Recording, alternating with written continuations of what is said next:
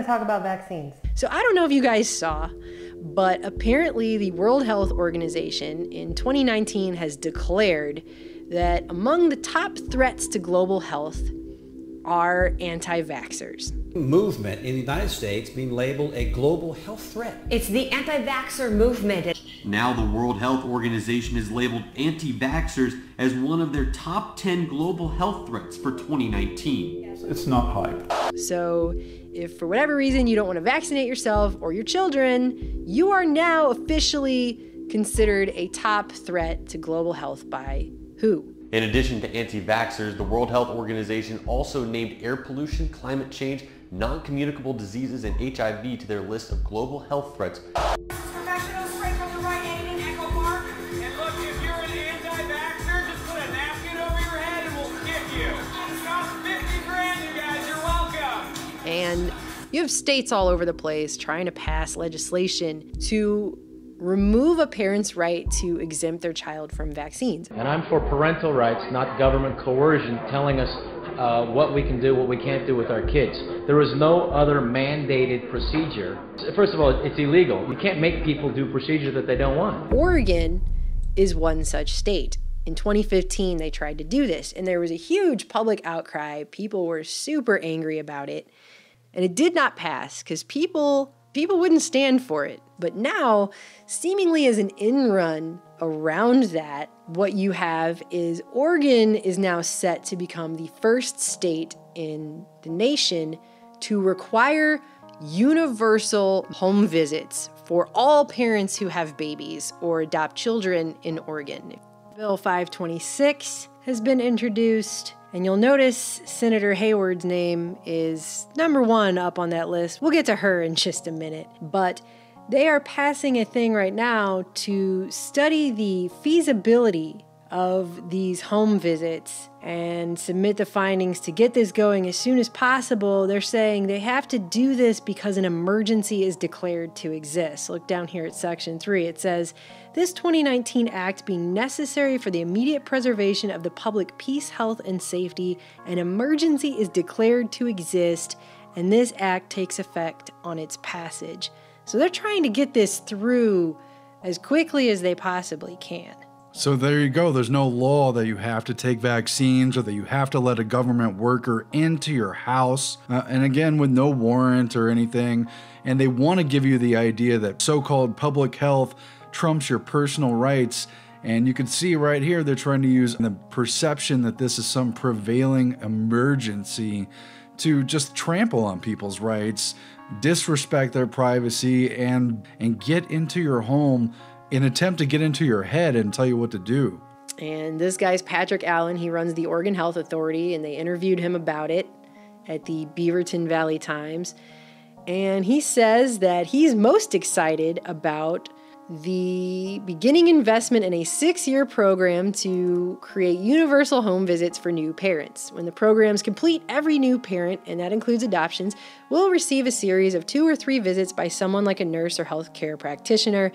And then they get real vague about what may or may not happen at those visits, but the visits could include basic health screenings for babies, hooking parents up with primary care physicians, linking them to other services, and coordinating the myriad childhood immunizations that babies need, which is the most specific thing on the list. These are people who, if they're registered nurses, if they're regular nurses, have had a few years of medical training, but it doesn't make them more qualified to raise your child than you, who love them. So basically you've got door-to-door salesmen for the big pharma companies and the vaccine companies trying to sell their poisons and push them on people who've been holding out against taking them. And you can virtually guarantee that they'll be doing the home visits to those people who don't have their vaccine records up to date. So they'll be hitting those houses first.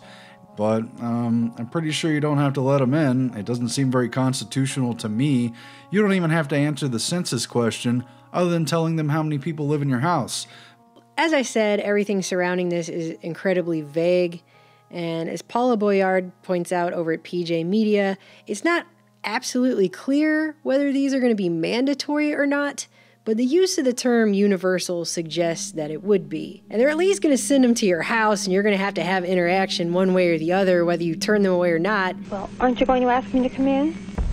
And they're not talking about what's going to happen if you refuse such a visit under a mandated universal program.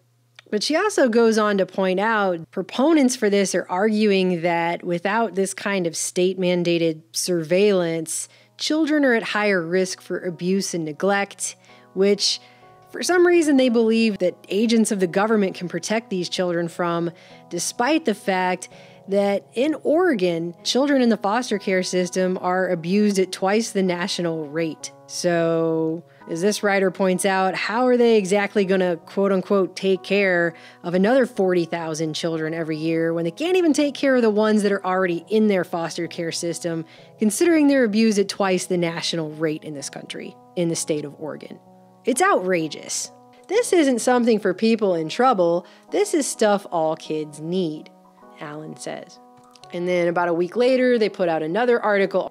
They describe it a little bit more down here. It's actually going to be 3 visits. It says at 2 weeks, the baby's weight gain will be checked.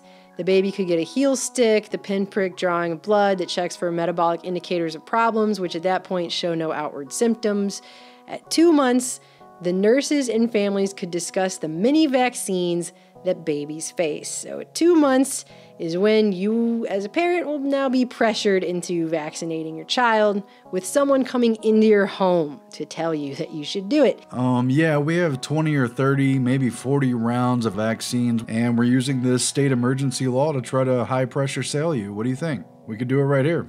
And it also says they're going to not just check on the baby, but they're also going to be checking up on the parents. So they're saying, because, having a baby's stressful, so they're going to be looking for signs of postpartum depression, and they're going to be making sure there's a safe place for the baby to sleep and to be bathed, and more. They're going to be looking for more. They didn't say what the more is, but that's what they're going to be doing. Sounds like a pretty open, free reign of who knows what they're going to be doing. You know what it sounds like? It sounds like preemptively sending a CPS worker into every person's house who has a baby in Oregon, who's also going to pressure them into having vaccinations. That's actually just, if you sum it all up, that's a lot of what it sounds like to me when I read this. Absolutely. And I wonder what they're going to say if you are somebody who doesn't want to get vaccines. It's almost as if because they couldn't pass the 2015 legislation in Oregon, they're going to go around that and do this instead, where they actually send a person to your house from the state who's going to pressure you into it. I mean, just by virtue of having someone from the state come in to check up on you as a new parent, you're telling me that's not going to feel like pressure? If you don't do it, the state may not look so kindly on your parenting claim.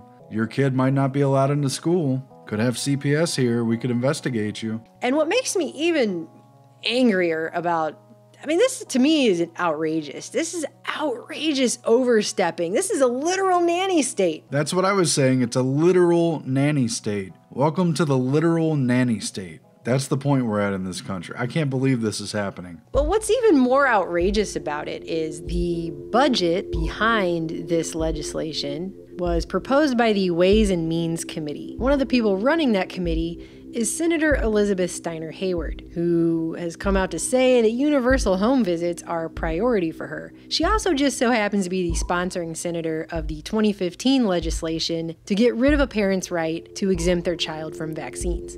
See how that works? Because she's a medical doctor and she says that's what's in the best interest. However, it was pointed out during a hearing in 2015 when this was going down by a local attorney that Senator Hayward was featured in an article in the American Academy of Family Physicians where she was complaining about the fact that she has multiple sclerosis and her neurologist told her that because of the treatment she was on, she shouldn't breastfeed. So she went and got another doctor who agreed with her so she could breastfeed because she did research. And after she did her research, she said she did not think that she agreed with the neurologist. And as a parent, she was going to make her own decision about what she should do. In an article that was published in the American Academy of Family Physicians, the sponsor of this bill is quoted as disregarding her treating doctor's advice because, in the paraphrase, I did the research and disagreed with her recommendation. She chose to breastfeed her child despite the medication that she was taking for her condition and despite the risk to her child from that medication. My integrity has just been impugned by the witness, and I want to be really clear here, sir. I'm not into... No, sir, please allow me to respond. Sure. I called the national expert on drugs and lactation from the University of Texas and asked him personally to clarify that interferons did not transfer from breast milk from the mother's tissue into breast milk before I made that decision for my child. And I also was well aware that breastfeeding is the best thing you can do to protect children from autoimmune diseases. So I would be very grateful if you did not take my decision, my personal decision about my medical care out of context. Thank you.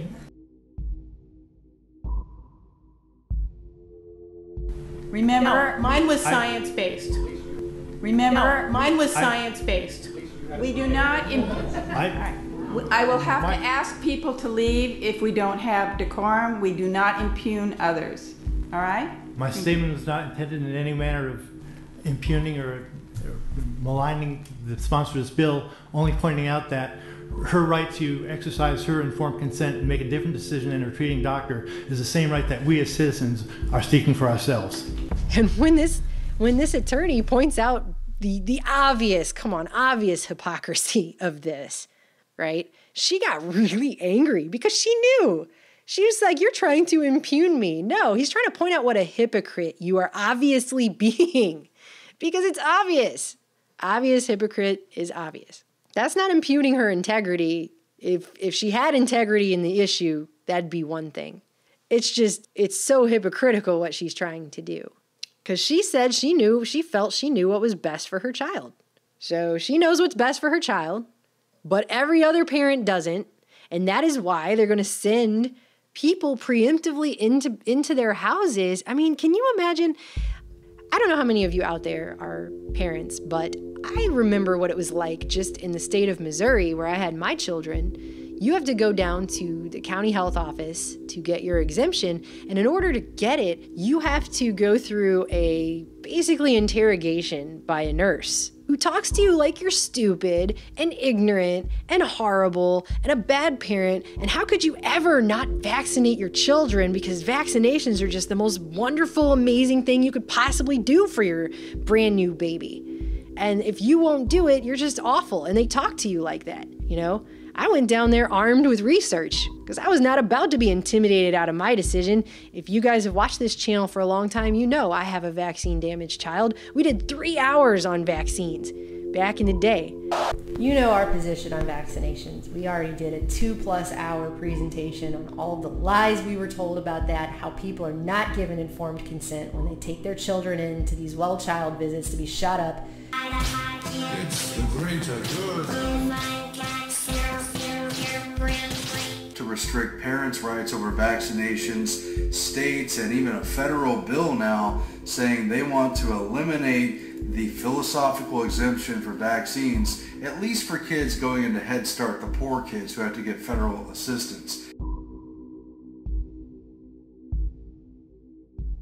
We're talking about why they're putting mercury in vaccinations and why it's never been tested since 1929 when Lilly developed it. In the EPA, the government is straight up saying in their press release, mercury can damage basically every system in your entire body. Somehow, here's the CDC saying this is totally safe. Lovely array of chemicals including antibiotics, heavy metals, detergents, aborted human fetal tissue, animal proteins.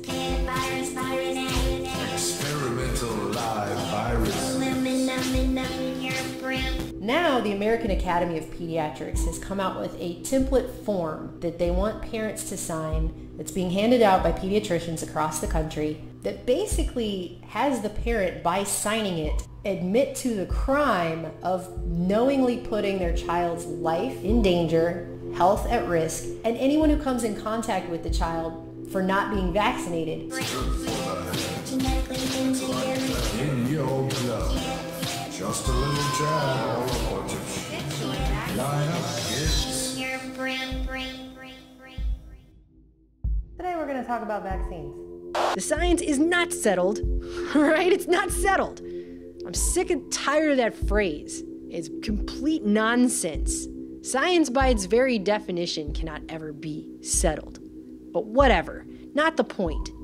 This is going to be so much worse than that, because it's going to be inside the person's house where they're basically going to look for things. By now, the case had become a challenge. Eager beaver, I went out to attack. This is a medical tyranny. They're coming to your house and they're checking up on your mental state, quote unquote. I couldn't help thinking about you, alone out here all day. I wonder if not wanting to vaccinate your kid counts as a sign of depression. It's inside your house, it's inside your body, and it's inside your head. I mean, how many different ways are they going to violate you? I mean, this is worse than when you're driving down the street and suddenly you just get followed for 5 miles by a state trooper or something. And even though you know that you haven't done anything wrong, you're not breaking any laws, you still look in your rear view and think, great, they're just looking for a reason. But think about that. Now think about that in your own house. Aren't you going to ask me to come in? Now they're in your home, just looking for reasons. And you know what? Oregon's not the only state that's doing it. Check this out. This tweet was sent out a couple days after that by the governor of Washington, who's also saying his budget will offer universal home visits. It's not really an offer. And quite frankly, it harkens back to the eugenic interests that have been ongoing for well over a century here. He said, quote, "There is no problem more important than population control." That same year, his family's foundation began quietly funding an anti-fertility vaccine, his gift to the world. Which they set up in the 20s and 30s, not only with putting in sterilization laws, but putting in these social workers who were going to profile family heredity, who were going to make house visits. Using posters and other aids, Padma describes the problem in personal terms, which the villagers can easily understand. Who were going to take down detailed information, persuade people. And we're probably not even supposed to be sitting in this person's driveway filming it right now, but the fact that it's so hidden and they won't even tell you where it was located, it takes forever to find it back in the woods, tells you a lot about how much they want this place to be forgotten. As they did in many countries around the world, as to how many children they're going to have and what methods of birth control. And you cannot hope to plan other forms of production if you cannot plan the production of the main resource, the human being. It all comes on sort of friendly, so the first visit, well, that'll just be an information session and, you know, just a little checkup. It's no pressure. And now that you're going to have a baby, maybe you're a little worried about it. Maybe a little. But by the third visit, they really got some serious propaganda going on. Perhaps if I talk to him. No, I don't think so. It wouldn't do any good. You don't know. Know what? Mrs. Peters, sit down over here with me a minute. Tell me what I don't know. And there's a choice to be made. And I'm pretty concerned they're not going to take no for an answer. And it's very much the Ronald Reagan quote. I've always felt the 9 most terrifying words in the English language are, "I'm from the government and I'm here to help." It's just unbelievable. If you live in Oregon and Washington, I hope they make just as big of a stink this time as that Oregon did back in 2015 when they were trying to pass the other completely outrageous freedom-murdering legislation they tried to pass at that time. This is wrong. And I'm for parental rights, not government coercion telling us what we can do, what we can't do with our kids.